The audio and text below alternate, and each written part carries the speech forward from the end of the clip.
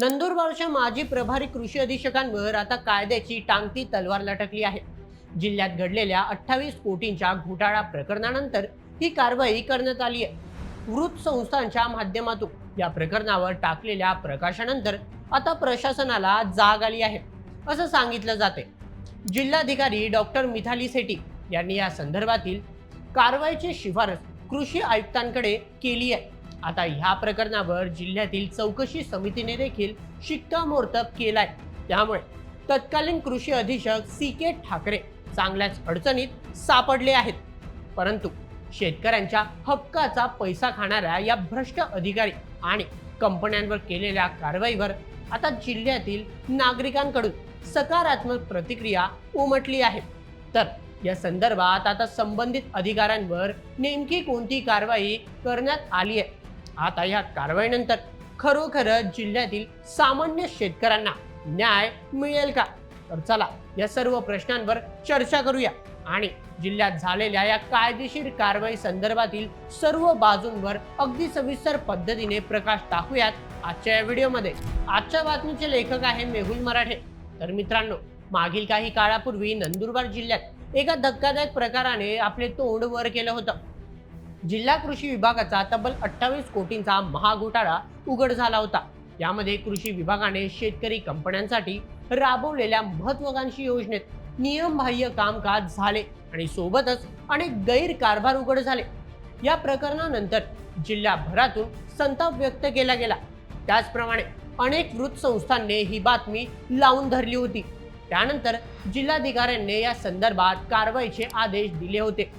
घोटाळ्यातील तत्कालीन कृषी अधीक्षक सी.के. ठाकरे यांच्यासह दोषी अधिकाऱ्यांवर कारवाई केली गेली।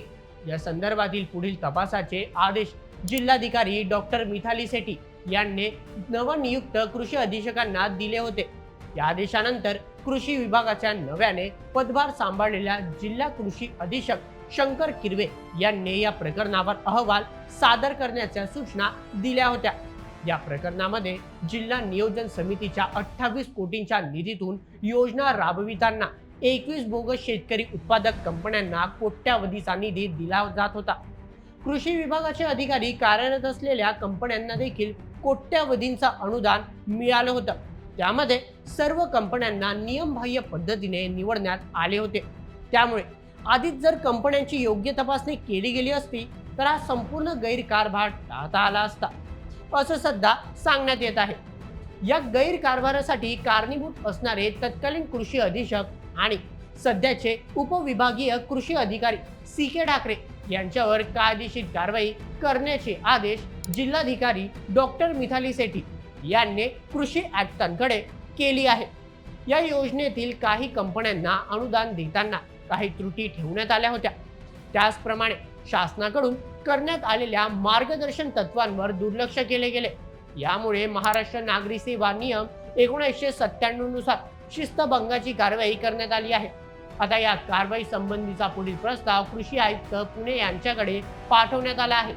या सर्व प्रकरणाची सखोल चौकशी अपर जिल्हाधिकारी धनंजय गोगाटे यांच्या अध्यक्षतेखाली केली जाणार आहे। यासाठी जिल्हा स्तरावर 4 सदस्यीय समितीची स्थापना करण्यात आली आहे।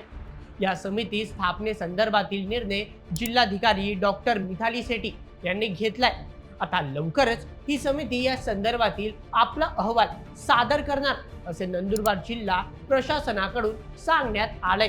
त्यामुळे आता या भ्रष्ट कृषी अधिकारी आणि बोगस शेतकरी कंपन्यांवर कारवाई करून सर्वसामान्य शेतकऱ्यांना पुन्हा न्याय दिला जाईल अशी अपेक्षा सध्या केली जाते।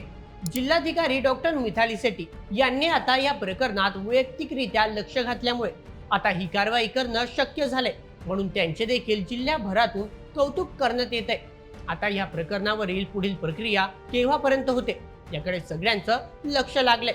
तर मित्रांनो, ही होती संपूर्ण माहिती नंदुरबार जिल्हा कृषी घोटाळा प्रकरणी करण्यात आलेल्या कायदेशीर कारवाई संदर्भातील। या संपूर्ण प्रकरणावर तुम्हाला काय वाटतं? या कारवाईमुळे आता जिल्ह्यात होणाऱ्या घोटाळ्यांना आळा बसेल का? तुमचे मत आम्हाला कमेंटमध्ये नक्की सांगा आणि अशाच व्हिडिओसाठी सबस्क्राईब करा बोल एमएच आपल्या YouTube चॅनलला। धन्यवाद।